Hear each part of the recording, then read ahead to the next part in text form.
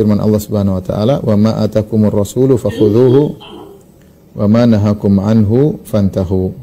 Apa yang datang dari Rasulullah sallallahu alaihi wasallam, ya, fakhudhuhu, maka ambillah, dan apa yang Rasulullah larang maka tinggalkanlah. Ini kaidah memperingatkan kita untuk selalu taat kepada Rasulullah SAW, menerima apa yang diputuskan oleh Nabi Shallallahu Alaihi Wasallam, karena apa yang dibawa oleh Nabi Shallallahu Alaihi Wasallam sesungguhnya adalah wahyu. Ya, Allah Subhanahu Wa Taala berfirman, "Wa ma yantiqu anil hawa in huwa illa wahyu yuha." Tidaklah Muhammad berbicara dengan hawa nafsunya, tetapi itu dari wahyu yang Allah berikan kepadanya. Meskipun terkadang terlihat seakan-akan tidak sesuai dengan hawa nafsu kita, sunnah tersebut tidak sesuai dengan selera kita, terkadang seakan-akan bertentangan dengan logika kita, ya. Selama itu benar-benar datang dari Nabi SAW, maka hendaknya kita terima apa yang disampaikan oleh Nabi SAW. Apapun yang datang kita ambil, dan apa yang dilarang maka kita tolak, ya. Apa yang datang dari Nabi kita ambil, apa yang dilarang kita tolak. Ada beberapa hal yang membuat kita harus demikian. Yang pertama, kita tahu bahwasanya Nabi SAW begitu semangat menyampaikan agama kepada kita, ya. Allah Subhanahu wa taala berfirman, "Laqad ja'akum rasulun min anfusikum azizun 'alaihi ma anittum harisun 'alaikum bil mu'minina raufur rahim." Sungguh telah datang kepada kalian seorang yang azizun 'alaihi ma anittum, seorang rasul dari kalian yang dia merasa berat apa yang beratkan kalian. Ya, harisun 'alaikum, dan semangat agar memberikan manfaat bagi kalian. Bil mu'minina raufur rahim, dan sangat sayang kepada orang beriman. Terkumpul pada Nabi sifat-sifat yang menunjukkan tidak mungkin Nabi menyampaikan sesuatu kecuali demi kebaikan kita. Azizun 'alaihi ma anittum. Nabi tidak ingin merepotkan kita. Berat bagi Nabi apa yang berat bagi kita. Maka ketika Nabi sampaikan, meskipun itu kelihatannya berat, yakinlah itu terbaik bagi kita. Karena Nabi asalnya tidak ingin memberatkan kita, ya. Nabi tidak mau memberatkan kita. Makanya dalam hadis Rasulullah SAW mengatakan, "Laula an asyqa ala ummati la amartuhum bisiwak ma aquli salat." Kalau bukan memberatkan umatku, aku akan menyuruh mereka bersiwak setiap kali salat. Tapi Nabi Rasulullah tidak mau. Kenapa? Tidak ingin memberatkan umatnya. Rasulullah SAW juga ketika salat malam, orang-orang datang ingin tarawih bersama Nabi, salat, Rasulullah berhenti 3 kali saja. Rasulullah SAW salat tarawih bersama mereka. Rasulullah takut diwajibkan. Kenapa kalau diwajibkan? Berat bagi umatnya. Jadi Rasulullah bukan tipe orang yang ingin kesulitan bagi umatnya. Justru ingin yang mudah. Makanya dalam hadis kata Aisyah radhiyallahu ta'ala anha, "Ma khuyyira baina amrayni illa ikhtara aisarahuma ma lam yakun haraman."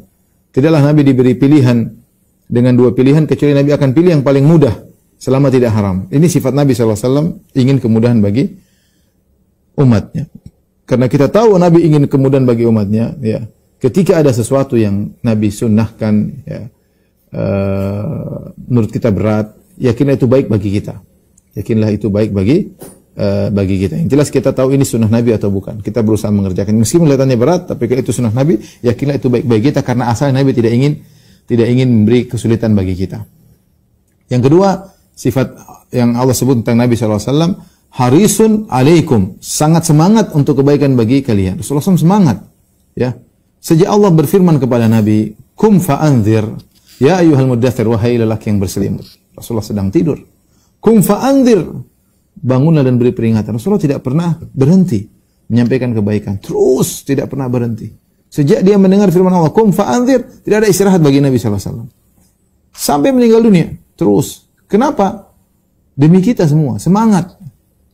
Rela harus diusir dari kaumnya, harus dilempar oleh kaumnya, harus dihina oleh kaumnya, dimusuhi oleh keluarganya, dimusuhi oleh pamannya Abu Lahab, ya, dihina. Nabi tidak peduli. Harisun alaikum. Dia ingin semangat kebaikan bagi kita. Makanya Rasulullah SAW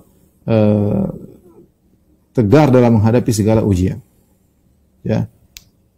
Kalau kita ingat itu semua, kita tahu bahwasanya Rasulullah sangat sayang kepada kita. Rasulullah SAW mengirim sahabat-sahabatnya agar Islam tersebar, dakwah ke sana, dakwah kemari, mengirim surat kepada raja-raja, ya, agar dakwah tersebar. Ingin agar kita semua mendapatkan kebaikan, ya. Harisun alaikum, ya.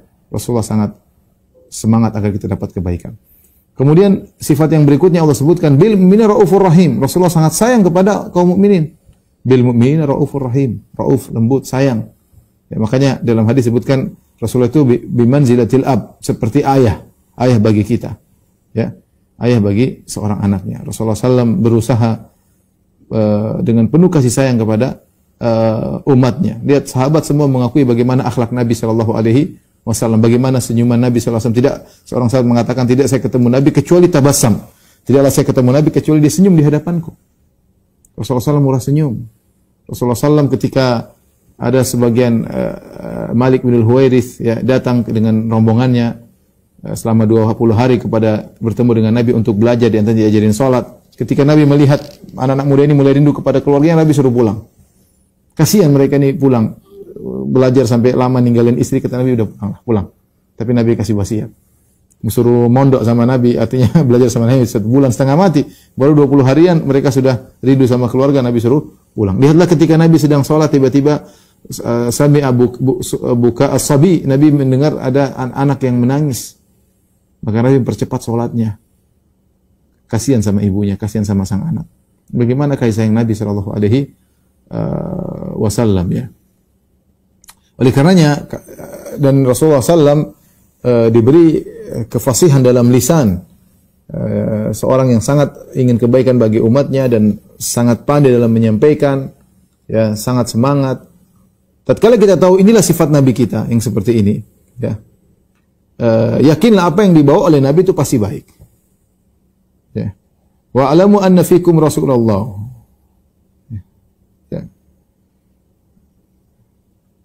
Ketahuilah bahwasanya pada diri kalian ada Rasulullah sallallahu alaihi wasallam. Ya. Rasulullah ada, itu adalah kenikmatan, anugerah bagi kalian. Sekarang Rasulullah sudah tidak, tapi sunnah-sunnahnya ada. Ya. Kalau Nabi menyuruh sesuatu maka itu pasti baik. Kalau seandainya Nabi mengikuti seluruh apa yang kita inginkan, ingin ikut hawa nafsu kita, kita maunya begini, kita maunya begitu, ya. Kemudian Nabi mengikuti keinginan kita, maka sesungguhnya hal itu hanya memperburuk diri kita, ya. Ya. Allah Subhanahu wa taala menyebutkan dalam Al-Qur'an, ya. Kata Allah Subhanahu wa taala surat Al-Hujurat, "Wa'lamu anna fikum Rasulullah la yuti'ukum fi katsirin minal amri la anittum." Ya. Kata Allah Subhanahu wa taala, ketahuilah pada di tengah-tengah kalian, ya, ada Rasulullah sallallahu alaihi wasallam, ya. Ya. Kata Allah, la yuti'ikum fi katsirin minal amri. Seandainya Rasulullah sallallahu alaihi wasallam mentaati kalian dalam banyak urusan kalian, la anittum, maka kalian akan kesusahan. Jadi yang dipilihkan oleh Nabi itu wahyu dari Allah Subhanahu wa taala. Kita tentu punya ide, maunya sunnah tuh begini, maunya syariat tuh begini, maunya namanya kita manusia, kita punya ide, kita punya sesuai dengan hawa nafsu kita, sesuai dengan kondisi kita, sesuai dengan coba seandainya ini tidak haram, coba seandainya ini ada seperti, tapi kita harus lawan bahwasanya apa yang Rasulullah putuskan meskipun berlawan dengan hawa nafsu itu yang terbaik. Seandainya Rasulullah SAW, wa alamu anna fikum Rasulullah law yuti'ikum fi katsirin minal amri la anittum. Ketahuilah kalau Rasulullah SAW mengikuti kalian dalam banyak urusan akan menyusahkan kalian. Dari sini ketika kita tahu Rasulullah SAW adalah Rasul yang terbaik, maka apa yang datang dari Nabi harus kita terima. Ya. Dan saya ingatkan tentang kelompok namanya Al-Quraniyun. Suatu kelompok Al-Quran itu suatu kelompok yang mulai tidak mengindahkan sunnah-sunnah Nabi, dan mereka ingkar sunnah. Ya, mereka mengatakan kami hanya beriman dengan Al-Quran. Ya. Hadis itu begini, tidak jelas, belum tentu benar, belum sahih, sehingga akhirnya mereka menolak sunnah-sunnah Nabi Shallallahu Alaihi Wasallam. Jadi ini berbahaya, ya, dibantah oleh para ulama, dan ini kekufuran.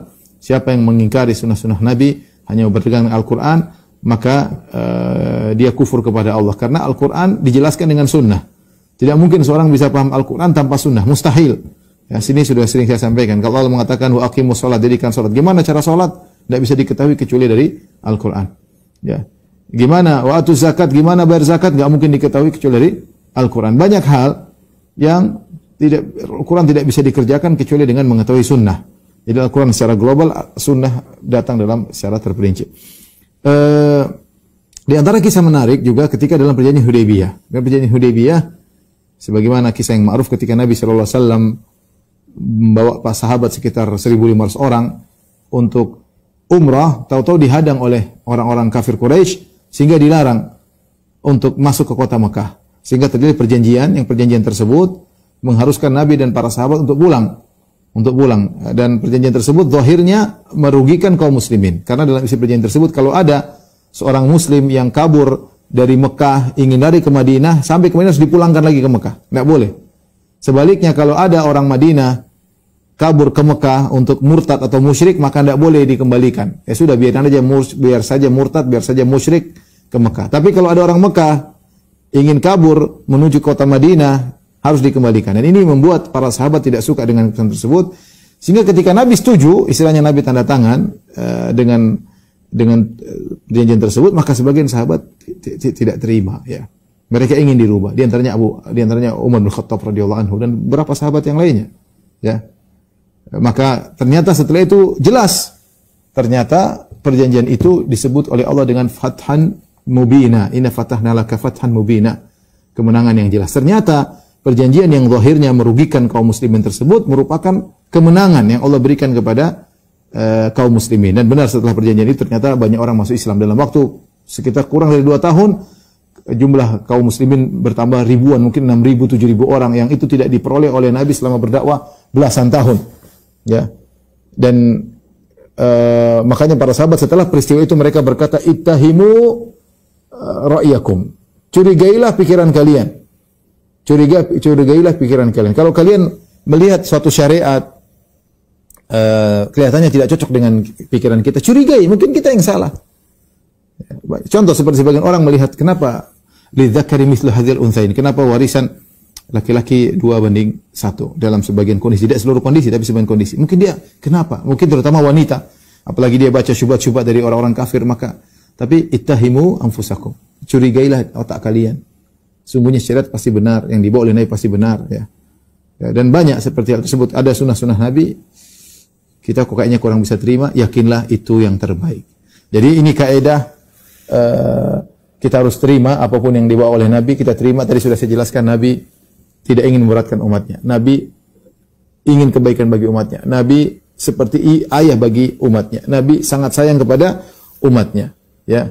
Keputusan Nabi pasti yang terbaik. Nah, perjuangan Nabi jelas untuk kita. Oleh karenanya, tidak mungkin Muhammad sallallahu alaihi wasallam memberikan ajaran kepada kita yang menyusahkan kita, menyimpangkan kita, membuat kita sengsara. Tidak mungkin. Semua sunnah Nabi pasti mendatangkan kebahagiaan. Makanya sebagian salaf mengatakan, naduru ma'as sunnah haitsu darat. Kita berputar bersama sunnah dimanapun sunnah tersebut berada. Kata Sufyan Ats-Tsauri, "Law istata'ta alla tahukka ra'saka illa bisunnah faf'al." Kalau kau mampu untuk tidak menggaruk kepalamu kecuali dengan ada dalilnya, maka lakukanlah. Itu seorang berusaha untuk menjalankan sunnah-sunnah Nabi. Dari sini saya menganjurkan diri saya, mengajak diri saya juga para ikhwan akhwat, mempelajari sunnah-sunnah Nabi dalam segala hal. Ya, sunnah ketika makan, sunnah ketika tidur, sunnah ketika buang hajat, sunnah ketika berinteraksi dengan istri, sunnah ketika berhadapan dengan suami, sunnah ketika berhadapan dengan tetangga, sunnah bagaimana mensikapi anak-anak, sunnah bagaimana terhadap orang tua, ya. Dipelajari sunnah ketika masuk masjid, semuanya dipelajari. Semakin kita mengenal sunnah-sunnah Nabi yang kita terapkan, maka kita akan semakin bahagia. Ya. Ingat kaidahnya, wa ma atakumur rasul fakhudhuh. Jika telah datang dari Nabi, maka ambillah, tidak usah ragu-ragu. Yakinlah itu yang terbaik. Ya. Wa ma nahakum anhu fantahu. Dan apa yang Rasulullah larang, yakinlah, tinggalkanlah. Itu pasti buruk. Meskipun sesuai dengan hawa nafsu kita. Rasulullah bilang ini haram, kita pinginnya halal. Ya sudah, tinggalkan. Yakin itu yang terbaik. Baik.